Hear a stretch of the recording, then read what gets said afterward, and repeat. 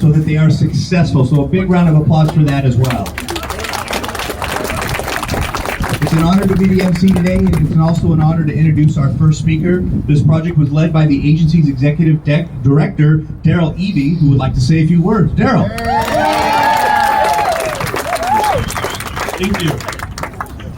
I am so excited about this project. I've been working on it for 5 years. It's been this non-stop, 2 steps forward, 1 step back, and then 2 steps forward, and then 5 steps back, and then screaming and yelling and being angry and wanting to kill myself and others, and then moving forward a little more. And it's been that process all along, and we're making so much progress. I'm really excited to see that we've done that. And the people that are here, the team, it really has proven to me that you can't do something alone. Amen. It has to take a team. So I want to start with introducing our team, starting with our board members. And we have a bunch of our board members here. So if all of our board members could raise your hands. We got Jonathan over here, and there's Michael, there's Patty in the back, and there's up there Stefano. And I know Lori's here, but she's so little, I don't know where her hand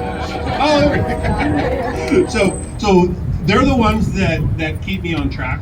So when I start running, squirrel, run in this direction, that direction, they're pulling us back in and not allowing us to move in the direction we need to move in. So I'm really grateful for that.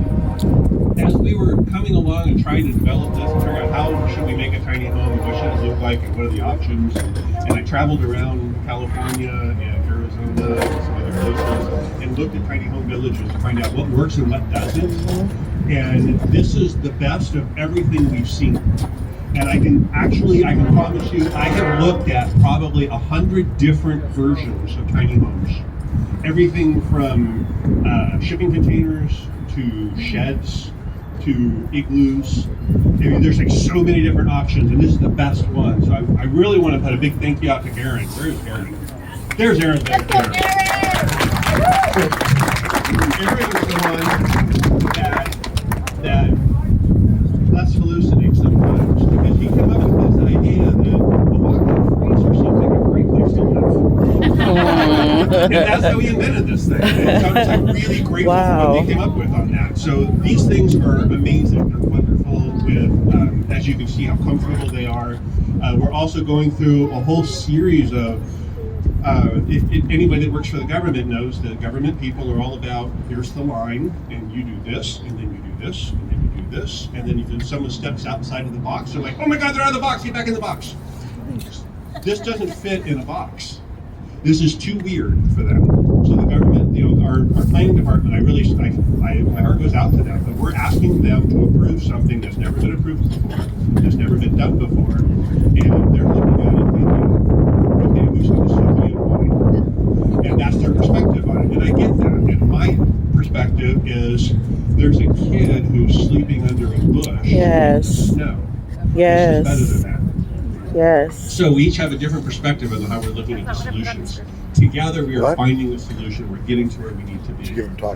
I made sure thank you to Assembly Member Ramos. I still call him Supervisor Ramos in my head because he was our county supervisor for so long. But now he's our Assembly member, and he authored a bill, AB 42, that will exempt these from the fire suppression requirements.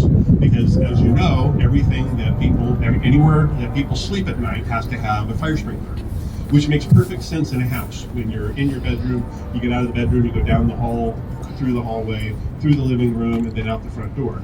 You want fire suppression to stop that from happening. But with these things, you get out of bed, you take one step, and you're outside. Yes. You don't need fire sprinklers. Everyone we've talked to has agreed that you don't need them. Unfortunately, the law says you do.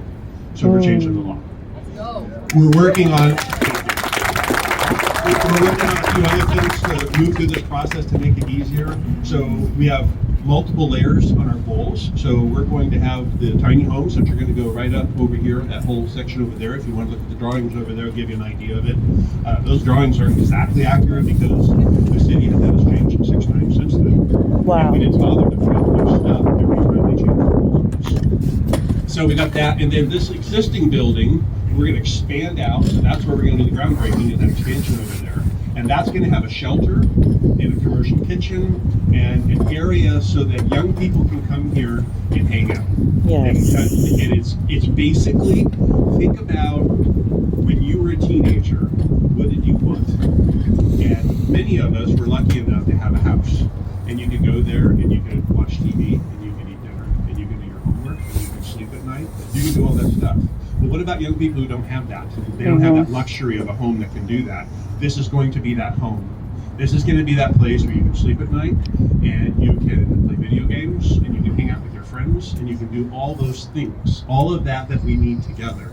For the young people who didn't win the lottery when they were born and they were born into a family that were not able to provide what they needed, we're going to provide what they need for those communities. So we're really excited as we move through that direction. The other part of what we're doing with this is we want to make this easier for everyone else. So as we're working through this process, we're working on legislation, we're working on the requirements, so that after we've built this, other people can do the same thing somewhere else cheaper and easier.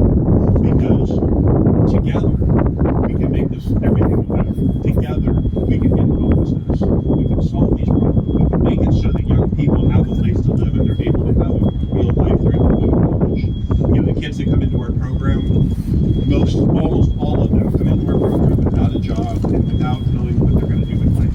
And after they make it for a little while, they have a job, they buy a car, they start putting their life together, they get an education, they do all those things that they need.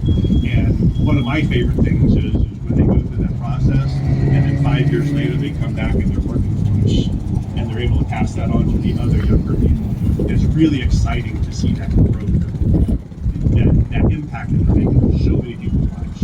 So thank you all for coming out.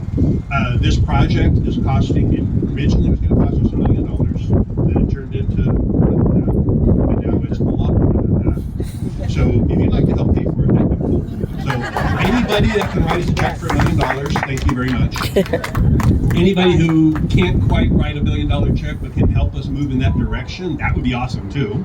Anything that we can do, a little bit at a time as we're moving forward. These units cost us about $10,000 a bedroom, so it's not terribly expensive. So if you want to buy a bedroom and give it to a young kid, then you can do that for us. We would appreciate that.